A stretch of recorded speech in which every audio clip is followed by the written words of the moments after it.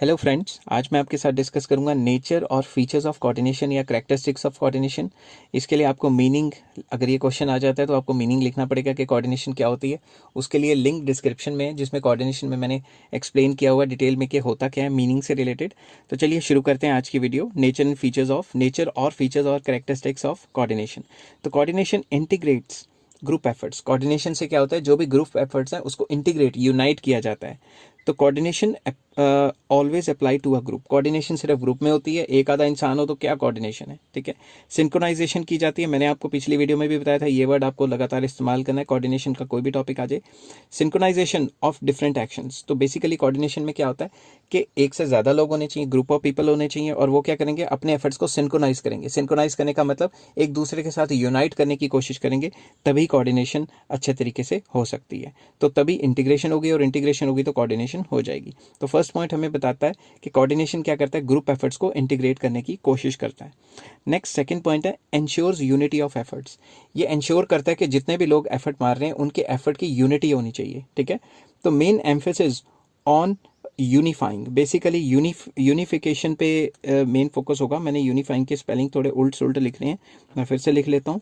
Basically unification के ऊपर ज़्यादा फोकस रहेगा, यूनिफिकेशन ऑफ एफर्ट्स, ठीक है।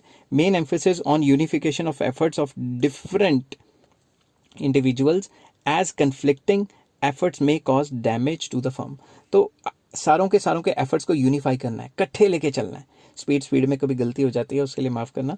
तो अगर इकट्ठे लेके चलेंगे तभी सही रहेगा। अगर मान लो एक बंदा टाइपिस्ट अपनी स्पीड से टाइप कर रहा है, कंप्यूटर इंजीनियर सॉफ्टवेयर में कोई काम नहीं कर रहा, और तीसरा क्लर्क गायब है, तो एफर्ट ही नहीं है, तो कंपनी कैसे चलेगी। तो कोऑर्डिनेशन इन सबको क्या करती है, इनके एफर्ट्स को यूनिफाई करवाती है, अच्छे तरीके से चलाती है, ताकि कंपनी को डैमेज ना हो और कंपनी अच्छे तरीके से चले। थर्ड पॉइंट पे चलते हैं, कॉन्टिन्यूस प्रोसेस। कोऑर्डिनेशन एक कंटिन्यूस प्रोसेस है जो नॉन एंडिंग है, एवर एंडिंग कुछ भी कह सकते हो, कभी खत्म नहीं होगा। हर रोज़ कोऑर्डिनेशन करनी ज़रूरी है, तभी काम चलेगा। ये नहीं कि एक दिन कोऑर्डिनेशन किया और दूसरे दिन काम ही नहीं किया। Fourth point, coordination is pervasive function. Pervasive का मतलब है हर एक लेवल पे होगी। तो नेक्स्ट पेज पे चलते हैं, coordination is required at all levels. हर एक लेवल नीचे वाले और ऊपर वाले लेवल के साथ कोऑर्डिनेट करेगा। अगर कोऑर्डिनेशन नहीं करेगा तो काम ही नहीं चलेगा, ठीक है। तो coordination is the responsibility of all managers. Coordination कौन करवाएगा, मैनेजर। मैनेजर की ये ड्यूटी है कि it is not the responsibility of top level management alone. सिर्फ टॉप लेवल मैनेजमेंट की रिस्पॉन्सिबिलिटी नहीं है कि नीचे वाले सबके साथ कोऑर्डिनेशन करना, but responsibility of all other managers at different levels. Different level पे, मिडिल लेवल पे, लोअर लेवल पे जितने भी मैनेजर्स काम कर रहे हैं, सबकी रिस्पॉन्सिबिलिटी है कि भाई कोऑर्डिनेशन बना के रखना है। अगर कोऑर्डिनेशन नहीं बनाई तो फिर कंपनी खत्म। Next, coordination is deliberate function. Managers को क्या करना पड़ता है, डेलिब्रेटली कोऑर्डिनेट करना पड़ता है। They should deliberately perform the coordination and not forcefully. किसी को ज़बरदस्ती थोड़ी ना कोऑर्डिनेट कराएंगे, ज़्यादा से ज़्यादा क्या करेंगे, नौकरी से निकाल देंगे।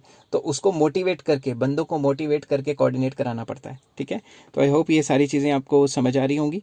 तो please like, share and subscribe for more important videos. आपको और भी कई मैं चीज़ें लाता रहूँगा जो आपको समझ आएंगी, ठीक है। Take care, have a nice day.